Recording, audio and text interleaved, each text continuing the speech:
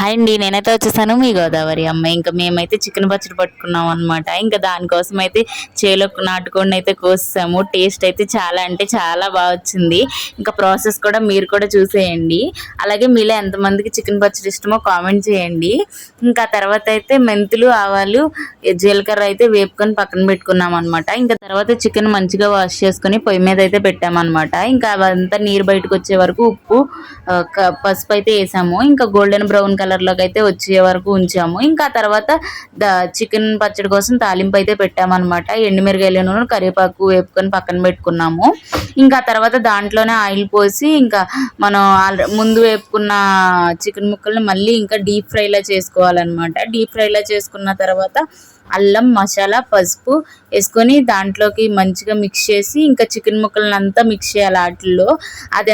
అది మసాలా కదా, అది ఎంత మంచిగా మిక్స్ అయితే ముక్కలకి అంత మంచి టేస్ట్ వస్తుంది అనమాట.